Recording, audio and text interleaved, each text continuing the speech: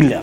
പക്ഷേ എങ്കിലും എൻ്റെ ഒരു ചോദ്യം നോക്കൂ, എല്ലാ തെരഞ്ഞെടുപ്പ് വേളയിലും ഒരു വാർത്താ പ്രാധാന്യം നേടുന്ന ഒരു താരമായി വരുന്നു, അഥവാ അതിനെ ചുറ്റിപ്പറ്റി വാർത്തകൾ ഉണ്ടാകുന്നു.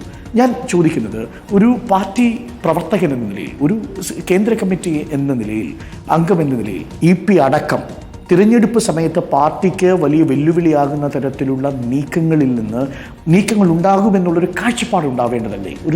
ഇതിലിപ്പോൾ ജയരാജനെ പറ്റി എന്ത് പറയാൻ പറ്റുക?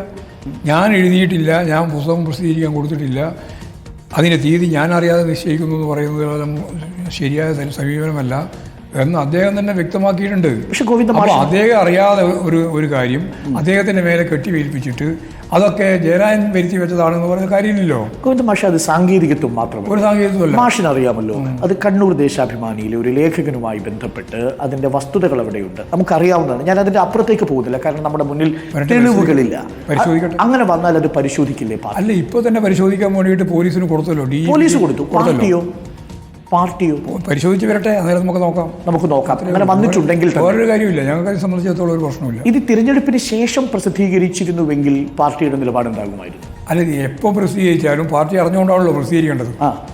പാർട്ടി നേതാവ് പ്രസിദ്ധീകരിക്കുന്ന ഓരോ പുസ്തകവും പാർട്ടി അറിഞ്ഞുകൊണ്ടാണ് പ്രസിദ്ധീകരിക്കേണ്ടത്. അങ്ങനെ വന്നിരുന്നെങ്കിൽ പാർട്ടി അനുമതി നൽകുമായിരുന്നില്ല, ഇങ്ങനെയുള്ള കണ്ടന്റ് അതിനകത്ത് ഉണ്ടായിരുന്നെങ്കിൽ. അല്ല, സ്വാഭാവികമായിട്ട് അത് പരിശോധിച്ചിട്ടില്ലേ പറയാൻ പറ്റുള്ളൂ. എന്തൊക്കെയാണ് കണ്ടിക്കുക, അത് ഉണ്ടായിട്ടില്ല എന്ന് പറയാൻ പറ്റില്ലല്ലോ. അദ്ദേഹം പറഞ്ഞു, ഞാൻ എഴുതിയിട്ട് പൂർത്തീകരിച്ചിട്ടേ ഇല്ല, ഞാൻ എഴുതിക്കൊണ്ടിരിക്കുന്ന ഒരു പുസ്തകം ഞാൻ അറിയാതെ തീയതി നിശ്ചയിച്ച് പ്രസിദ്ധീകരിക്കുന്നു എന്നുള്ളത് അത്ഭുതകരമായ സംഭവമല്ലേ? അങ്ങനെയാണ് പൂർണ്ണമായിട്ടും ജയരാജൻ കൃത്യമായിട്ട് പരസ്യമായിട്ട് മാധ്യമങ്ങളോട് തന്നെ പറഞ്ഞിട്ടുണ്ട്. അത് സെക്രട്ടേറിയറ്റിലും ആവർത്തിച്ചിട്ടുണ്ട്. അത് പാർട്ടി വിശ്വസിച്ചു മുഖവിലേക്ക് എടുത്തു. പക്ഷെ മാഷെ, DC ബുക്സിൽ നിന്നാണ് അത് ചോർന്നിട്ടുള്ളതെങ്കിൽ കേവലം വാണിജ്യ താല്പര്യം മാത്രമായിരിക്കുമോ? ഞാൻ മനസ്സിലാക്കുന്നത് അതിൽ 181 പേജുകൾ പുറത്തു വന്നിട്ടുണ്ട്. ആ പേജുകൾ വന്നിരിക്കുന്നത് DC-യുടെ ഫോർമാറ്റിൽ, DC-യുടെ ഫോണ്ടിലാണ് അത് വന്നിരിക്കുന്നത്. തിരഞ്ഞെടുപ്പിന്റെ സമയത്ത് CPM-നെ പ്രതിക്കൂട്ടിലാക്കാൻ കിട്ടിയ ഒരു ആയുധമായി അത് ഉപയോഗിക്കപ്പെടാനുള്ള സാധ്യതയുടെ മുഖ്യമന്ത്രി പറഞ്ഞത് ഇതിന്റെ ഗുണഭോക്താവ് യഥാർത്ഥത്തിൽ UDF ആണ്. അതാ കാര്യം.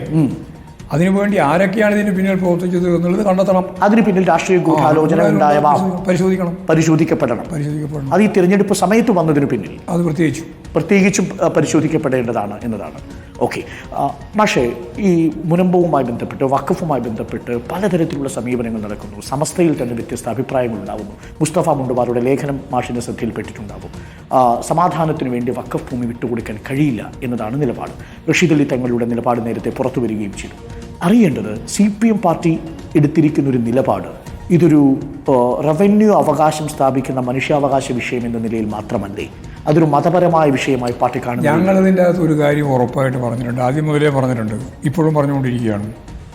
അവിടെ താമസിക്കുകയും കൈവശം വെക്കുകയും ചെയ്തിട്ടുള്ള സാധാരണ മനുഷ്യരുണ്ട്. ആ മനുഷ്യരെ കുടിയൊഴിപ്പിക്കുക എന്നത് ഭൂമി പണ്ടേലാണല്ലോ, പിന്നെയാണല്ലോ അവകാശം വന്നത്. ആ ഭൂമിയുടെ അവകാശം നോക്കിയിട്ടല്ല, അവിടെ നിൽക്കുന്ന മനുഷ്യൻ പതിറ്റാണ്ടുകളായിട്ട് അവിടെ താമസിച്ചുകൊണ്ടിരിക്കുന്നവർ, അവരെ കുടിയൊഴിപ്പിക്കാൻ പാടില്ല എന്ന ഉറച്ച നിലപാടാണ് CPM-നുള്ളത്. അതിന് എന്തു വില കൊടുത്തായാലും അത് CPM അതിനൊപ്പം നിൽക്കും. പക്ഷേ സംശയമില്ല. നോക്കൂ, വളരെ അപകടകരമായ രീതിയിൽ ക്രിസ്ത്യൻ കമ്മ്യൂണിറ്റി ഇപ്പോൾ ഒരു സംയുക്ത സമരസമിതിയായി മാറുന്നു. അവരൊരു വലിയ രീതിയിലുള്ള പ്രക്ഷോഭത്തിന് ആഹ്വാനം നൽകുന്ന രീതിയിലുള്ള സമരരീതികളിലേക്ക് പോകും. അവിടെ തിളച്ചു മറിയുകയാണ്. അതൊക്കെ വർഗീയവൽക്കരണത്തിൻ്റെ ഭാഗമായിട്ട് മാത്രമേ കാണുകയുള്ളൂ. ഒരു ഭാഗം മാത്രമൊന്നുമല്ല, എല്ലാ ഭാഗത്തും നടക്കുന്നത് വർഗീയ ധ്രുവീകരണത്തിൻ്റെ ഒരു ശ്രമമാണ്. ആ ശ്രമത്തിനെ ഫലപ്രദമായിട്ട് ഗവൺമെൻറ് നേരിടാൻ ശ്രമിക്കുന്നത് എല്ലാവരുമായി സമവാക്യമുണ്ടാക്കി കാര്യങ്ങൾ കൈകാര്യം ചെയ്ത് പോവുക എന്നുള്ളത്. 22-ാം തീയതി ഉന്നതതല യോഗം വെച്ചിട്ടുണ്ട്. നിർണായകമായ ഒരു നിലപാടാണ്, സ്വാഗതാർഹമാണ്. അത് പ്രക്ഷോഭക്കാരെ സ്വാഗതം ചെയ്യുന്നു. ലീഗ് പറയുന്നത്, ലീഗ് മുൻകൈ എടുത്ത് ഇനി രംഗത്ത് നേരിട്ടിറങ്ങും ഈ പ്രശ്നം പരിഹരിക്കാനെന്നാണ്. നല്ലൊരു തമാശയാണ്. ലീഗ് എന്ത് മുന്നിട്ട് ഇറങ്ങി പരിഹരിക്കാനാണ്? ഇത് ശരിക്കും നിയമപരമായൊരു പ്രശ്നമാണ്. കോടതിയുടെയും അതുപോലെ തന്നെ ഗവൺമെൻറ്റിൻ്റെയും ഒക്കെ തീരുമാനത്തിൻ്റെ ഭാഗമായിട്ട് മാത്രം പരിഹരിക്കാൻ കഴിയുന്ന ഒന്നാണത്. അല്ലാതെ ലീഗോ കോൺഗ്രസോ CPM-ഓ മുൻകൈ എടുത്തുകൊണ്ട് മാത്രം തീരുന്ന ഒരു പ്രശ്നമല്ല. അതിന് ഗവൺമെൻറ്റിനാണ് ഇടാൻ സാധിക്കുക. ഗവൺമെൻറ് അതിൻ്റെ ശ്രമമാണ് നടത്തിക്കൊണ്ടിരിക്കുന്നത്. സമവായമാണ് ഏറ്റവും ഫലപ്രദമായിട്ടുള്ള അതിൻ്റെ മാർഗം.